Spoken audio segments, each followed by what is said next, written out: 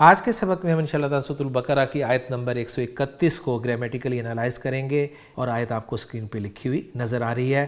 یاد رہے کہ رکوع نمبر 16 شروع ہو چکا ہے سورۃ البقرہ کا، اور اس رکوع کی یہ دوسری آیت ہے۔ تو چلتے ہیں اس آیت میں استعمال ہونے والے پہلے جملے کی طرف۔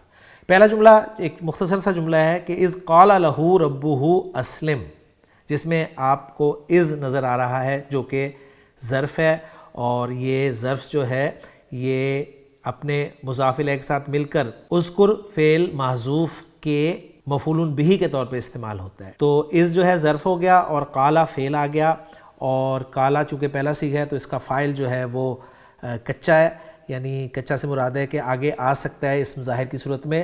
تو مرفوع اسم ہمیں آگے ربہ نظر آ رہا ہے جو کہ مضاف الیہ کا مجموعہ ہے۔ ربہ اس کا رب، یعنی قال ربہ اس کے رب نے کہا۔ جس سے کہا جاتا ہے وہ لام کی پریپوزیشن کے ساتھ استعمال ہوتا ہے لہو، تو لہو جو ہے جار مجرور متعلق ہو گیا قالا فعل کے، اور ہا کی ضمیر جو ہے یہ جا رہی ہے ابراہیم علیہ السلام کی طرف، اور ربہ میں بھی ہا کی ضمیر جو ہے وہ حضرت ابراہیم علیہ السلام کی طرف ہی جا رہی ہے۔ تو قال لہ ربہ، کہا اس کو اس کے رب نے۔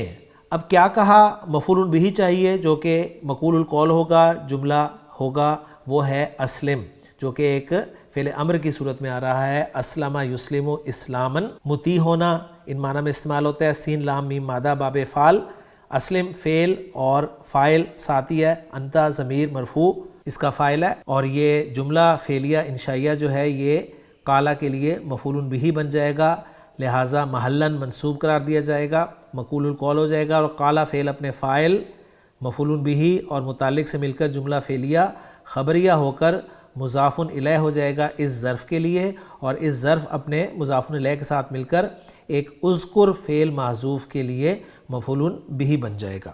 اور ترجمہ ہم کریں گے، اور یاد کر جب اس کو اس کے رب نے کہا، کیا کہا؟ کہ اسلم یعنی گردن جھکا دو، سبمٹ۔ اس کے بعد ابراہیم علیہ السلام نے کیا فرمایا؟ وہ اگلا جملہ بن رہا ہے قال اسلمت لرب العالمین۔ قالا فعل اور فاعل ہو گیا، ہوا کی ضمیر جو ہے اس کا فاعل ہے، ضمیر مرفوع جو کہ مستتر ہے، اور یہ جائے گی حضرت ابراہیم علیہ السلام کی طرف۔ قالا فعل اور فاعل ہو گیا، مفعول بہ چاہیے یعنی مقول القول چاہیے، وہ جملہ آ رہا ہے اسلمت لرب العالمین۔ اسلمت جس میں فعل اور فاعل ہو گیا، تا ضمیر جو ہے یہ مرفوع متصل اس کا فاعل ہو گیا۔ میں نے گردن جھکا دی، یہ ترجمہ کر دیں گے، یعنی گردن کے لیے لفظ الگ سے لانے کی ضرورت نہیں ہے یہاں پر، یعنی اسلم یسلم کے معنی ہی گردن جھکا دینے کے ہے۔ تو میں نے گردن جھکا دی، کس کے سامنے، کس کے لیے جھکا دی؟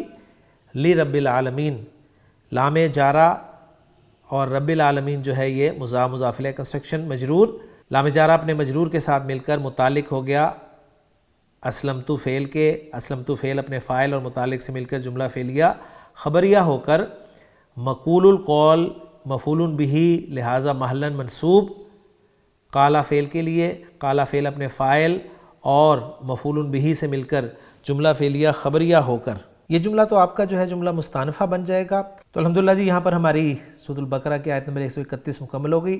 چلتے ہیں اس آیت کے اتھینٹک ترجمے کی طرف کہ اذ قال لہ ربہ اسلم، جب اس سے اس کے رب نے کہا فرما بردار ہو جا، قال اسلمت لرب العالمین، اس نے کہا میں جہانوں کے رب کے لیے فرما بردار ہو گیا۔ الحمدللہ جی آیت نمبر 131 مکمل ہو گئی ہے۔ انشاءاللہ تعالیٰ اعراب القرآن میں سورۃ البقرہ کی اگلی آیت کے ساتھ آپ سے اگلے پروگرام میں ملاقات ہوگی۔ سبحانک اللہم و بحمدک، اشہد ان لا الہ الا انت، استغفرک و اتوب الیک۔